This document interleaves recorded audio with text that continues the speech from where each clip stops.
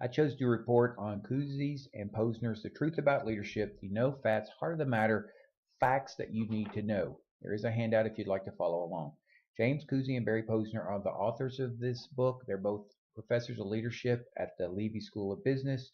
They've traveled the world over the last 30 years doing research, looking for examples or practices of exemplary leadership. They developed a leadership practice inventory to which they've had over 1 million responses over the years, and they developed these 10 time-tested truths. In the introduction, they talk about how the context of leadership has changed over the years, but the content of leadership has not changed. The lessons in this book are just as important today as they were 30 years ago, and will be just as important 30 years from now. They feel these truths are needed to be an effective leader. This book is written from the perspective of an emerging leader, however it can be used by an experienced leader. Truth 1 is you make a difference. In order to lead, you must have a positive impact on others, or you feel like you can have a positive impact on others. It's not about who you are or where you came from, but it's about what you do. And they've outlined 5 practices of exemplary leadership. You need to model the way, inspire shared vision, challenge the process, enable others to act, and encourage the heart. Truth 2, credibility is the foundation of leadership.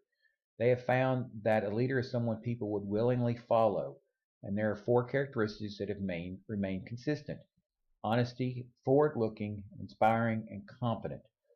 Credibility will determine if others want to follow you, because how can you believe the message if you don't believe the messenger? Truth 3, values drive commitment. You can't commit to something if it's not important to you. I mean, how is that possible? So you have to listen to your inner self. There are about 150 words in the English language that describe values. You can't be guided by all of them, so you must look at your inner self, your own set of values, and determine if those values are in line with the organization. Truth 4, focusing on the future sets leaders apart. Again, followers want to see leaders who are forward-looking. You have to imagine the possibilities. You have to be an optimist, not a pessimist. A positive difference can only be made by a positive leader. Truth 5, you can't do it alone. It's not about you. It's about your relationship with your staff. In other words, you have to make that human connection. Many people feel that leadership is about inspirational speaking, but actually it's about exceptional listening. But when you listen, you hear. That way you can truly understand what it is that your staff wants, because your staff wants to be a part of something that has meaning and purpose. They want to feel empowered.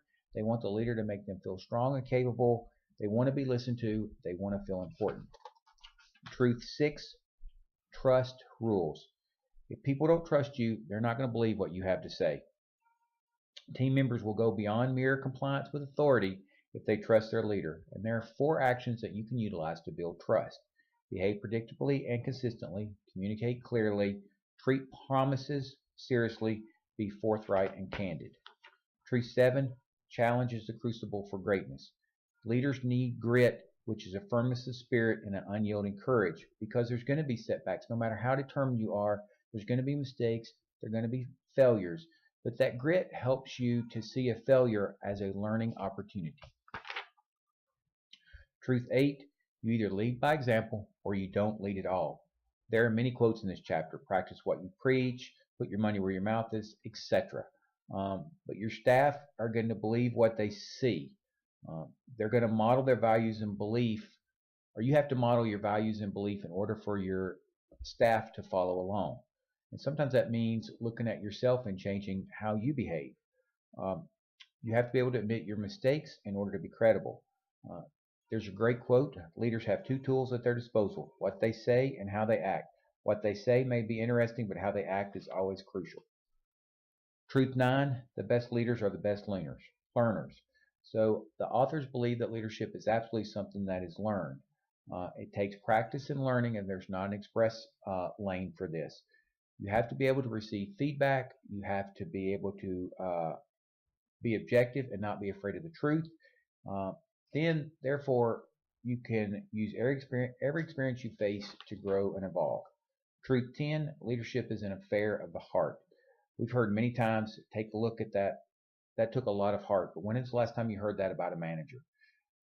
You have to love what you do along with the reason you do it to be the best possible manager.